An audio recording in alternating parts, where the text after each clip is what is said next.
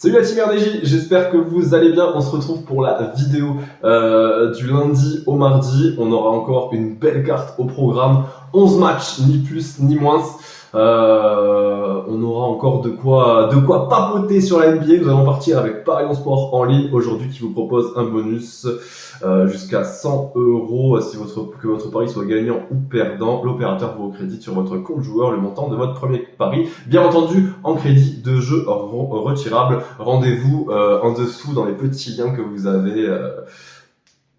Je ne vous apprends rien, vous en avez parfaitement l'habitude à présent. Voilà, je me présente parce que je le fais jamais, donc on va quand même se présenter un peu. Je m'appelle Axel, je travaille chez Rue des Joueurs et j'essaye de vous proposer des vidéos sur la NBA et des cotes sur à peu près tous les matchs. Et là, nous allons en avoir 11 au programme. Nous allons partir directement dans le carrefour de l'Amérique où Indiana reçoit Los Angeles. Los Angeles est en très très grande forme. Je ne sais pas si vous l'avez vu, c'est une équipe qui a eu du mal au début avec James Harden. Là, elle reste sur 7 victoires de rang. Elle est juste impressionnante, ça joue bien, c'est collectif, mine de rien.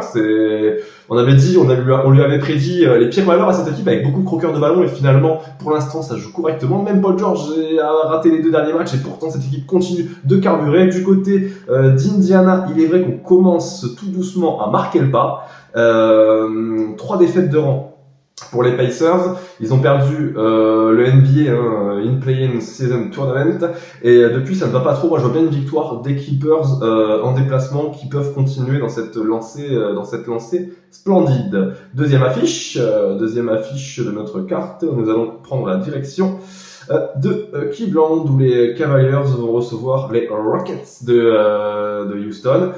Là aussi, une belle affiche des Rockets qui sont en back-to-back après leur match à Milwaukee. Cavaliers-Rockets, j'ai quand même envie de partir sur Cavaliers à la maison, d'autant plus que Houston, malgré qu'elle performe en ce moment en déplacement, ça reste une équipe très moyenne en déplacement. Donc, succès pour ma part des Cavaliers à la maison. Sixers Bulls.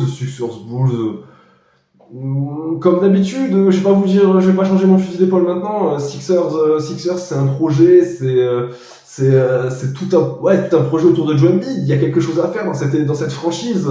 Et du côté de Chicago, on sait très bien que dans pas longtemps, ça va éclater. Donc, honnêtement, les mecs sont pas hyper motivés. Ça joue comme ça peut jouer. Et honnêtement, je vois pas du tout comment les Bulls peuvent s'en sortir. Les Sixers avec un petit écart, ça me paraît plus que correct. Hawks Pistons, 4e affiche, direction la Géorgie donc, dans cette State Farm Arena. Hawks Pistons, les amis, Hawks, honnêtement, qu'est-ce qu'on va partir sur Détroit, sérieusement, Détroit, c'est 23 défaites de rang. 23 défaites de rang. Les mecs, ils ont pas gagné depuis le 28 octobre, ils vont peut-être bientôt passer l'hiver sans une défaite, sans une victoire.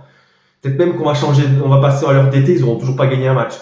Waouh, c'est quand même un truc de fou. 23 défaites de rang, ça doit tellement travailler dans leur tête, les pauvres. Mais bon, voilà, victoire d'Atlanta avec le petit écart, comme d'habitude avec cette équipe de Détroit. On va pas s'embêter trop là-dessus. Nous avons ensuite un magnifique Heat Wolves. Miami, Minnesota, celui-ci quand même, il est vachement beau. C'est une sacrée rencontre entre deux très belles affiches de cette NBA. Je suis en train de regarder en même temps les blessures, si jamais on apprend 2-3 trucs de dernière minute. Miami, il manque Tyler Herro et Bam Adebayo, et du côté de Minnesota, le groupe est au complet. Ça joue énormément pour moi. Je pars sur une victoire de Minnesota qui en plus est, on le sait, redoutable cette année. Raptors Hornets. Celui-ci est intéressant parce que je préfère tenter la grosse cote en faveur de Charlotte que j'aurais tenté normalement tous les jours. Honnêtement, je l'aurais tenté.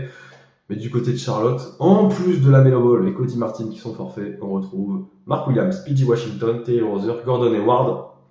Les 4 sont incertains, les 4 sont titulaires.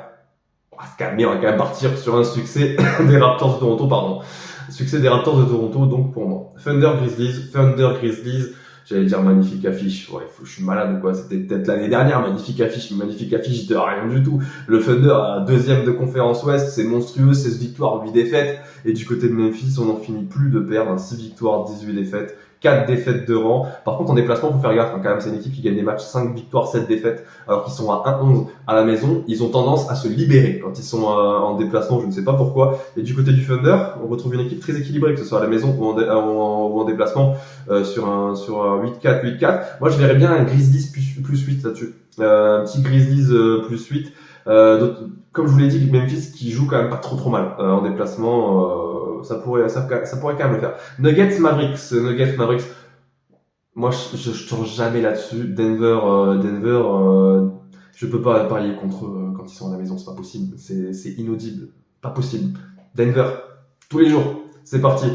On va finir, il nous reste 3 affiches. Jazz Nets, celui-ci, il est intéressant et particulièrement difficile à analyser. Je vais vous dire pourquoi, parce que le Jazz de Utah, on connaît, hein, c'est une équipe qui a beaucoup de mal cette année, qui a eu une sorte d'effet de surprise l'année dernière, et maintenant on sait qu'elle est attendue. On sait très bien que son projet de reconstruction va prendre des mois. Ce n'est pas pour cette année encore qu'on va avoir performé le Jazz en NBA. L'équipe le sait très très bien, et honnêtement, je vois pas comment.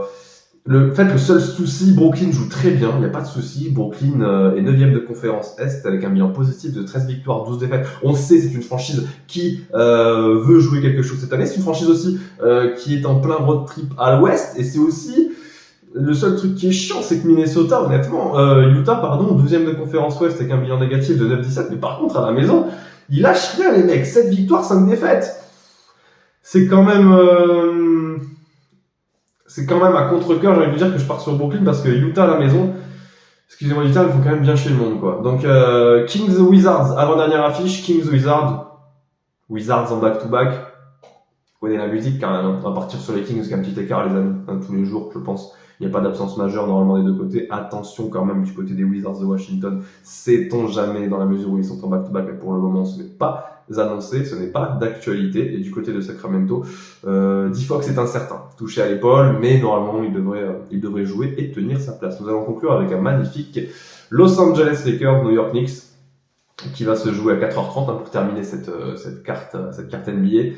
Lakers Knicks, Lakers à la maison, c'est incroyable cette année. C'est 10 victoires, 2 défaites. Historiquement, ils sont très costauds. Mais 10 victoires, 2 défaites, là, je vois pas comment cette formation de New York qui vient de se manger une pilule du côté des Clippers 144-122 pourrait l'emporter, d'autant plus que New York est très désordonné ces derniers temps, des matchs très offensifs alors que c'était pas du tout dans l'ADN de cette équipe, voire pas du tout.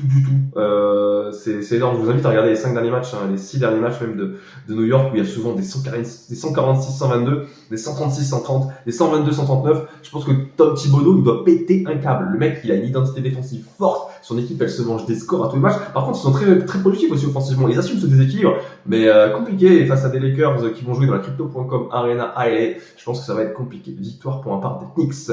J'en profite pour conclure et vous rappeler qu'il n'est pas nécessaire de jouer des grosses sommes pour se faire kiffer. Restez raisonnable. Les jeux d'argent sont interdits aux mineurs. Et voilà, profitez-en pour faire des cadeaux aux proches. C'est la fin d'année. Et voilà, moi je vous dis à mercredi, les amis. Ciao, ciao. Passez une excellente soirée.